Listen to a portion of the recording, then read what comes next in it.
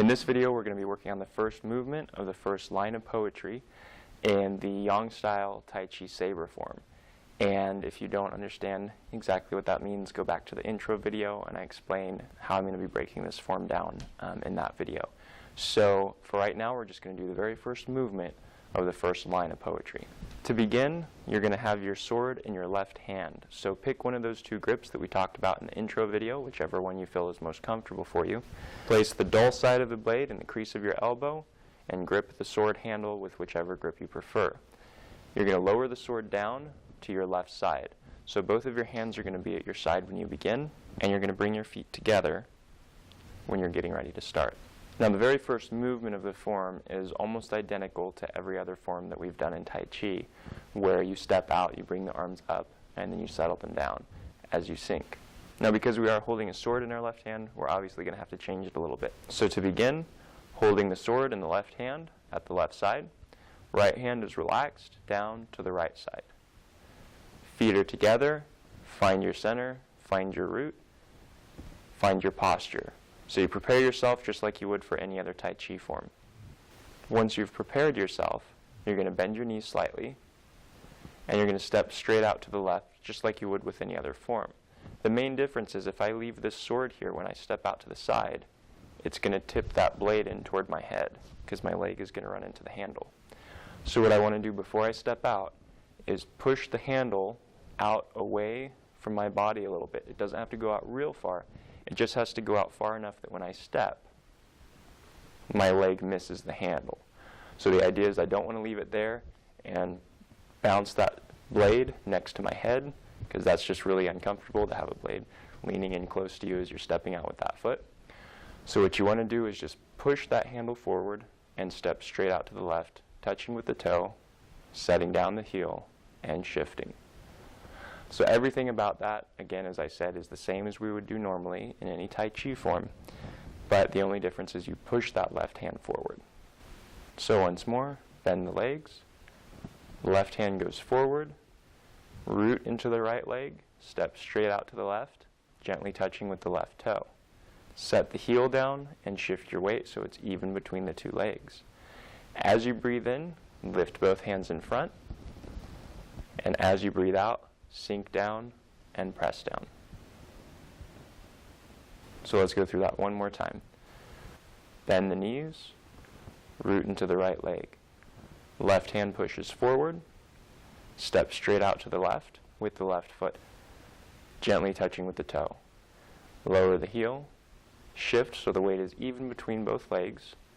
Breathe in, arms raise, breathe out, sink, and press down.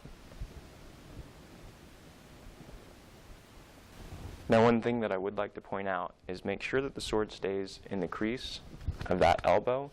See how that sets it down next to my shoulder? Don't let it come up on top of the shoulder so that that blade is right next to your neck there. Rather than having it here when you come up and having the blade right next to your neck, drop it down into the crease of the elbow so that the sword is on the outside of your shoulder. So that if it was to be bumped towards you, it would run into the shoulder, the flat side of the blade would run into the shoulder, rather than it bouncing towards your neck. So let's go through it again. Feet together, body relaxed, root established. Bend the knees, shift the root into the right leg. As you shift that root, push the left hand forward. Now notice it's not coming way out in front. It's just coming forward enough that I can clear with the left leg and not run into it. From here, I'm going to step straight out to the left, gently touching with the toe. Shift, lowering the heel, so the weight is even between both legs. Breathe in, and then as I breathe out, I sink down. Once again, from here, bend the knees.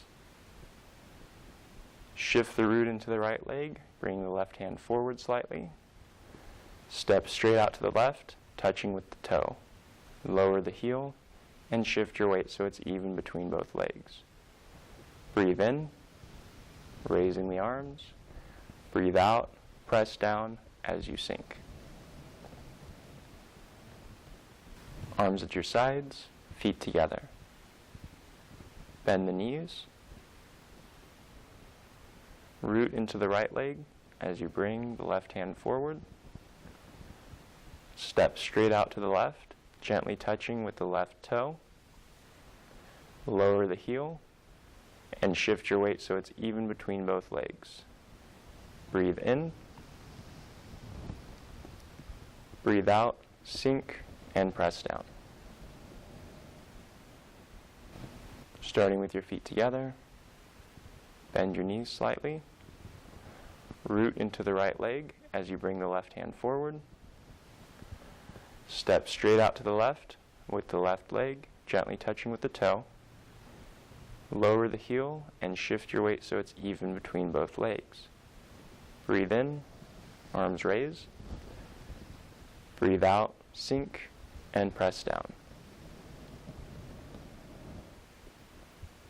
Again, starting with your feet together, arms relaxed at the side, sword in the crease of the elbow, bend the legs, push the left hand forward as you root into the right leg, and start to lift the left heel.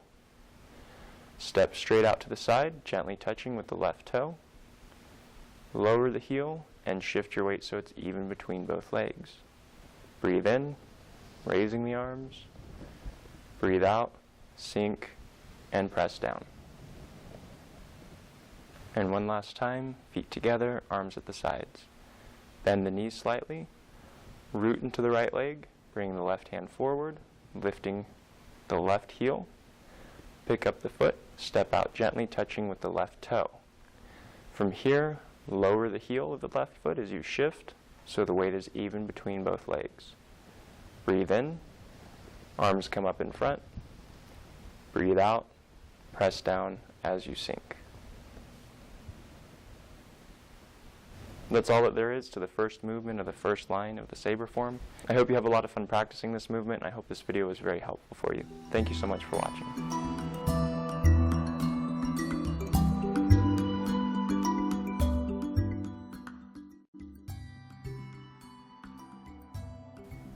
In this video, I want to talk to you about a product that I've been using for a lot of years now, something that I absolutely love, and if you're into taking supplements, you will probably absolutely love this too.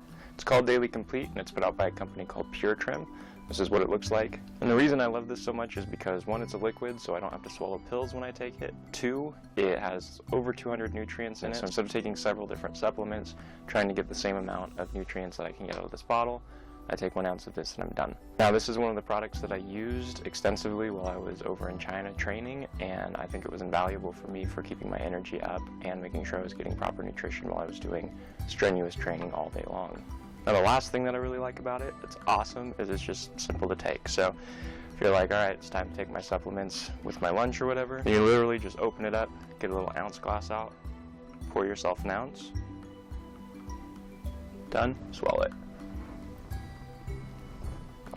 And that's it, you're done. You've taken your vitamins for the day. Another nice thing is it tastes pretty good. It basically just tastes like oranges and a hint of vitamin flavor to it, if you know what vitamins taste like. So anyway, I hope you try it out sometime if you're into taking supplements. If you're not, I still hope you try it out, and I hope you learn to love it as much as I do. Daily Complete.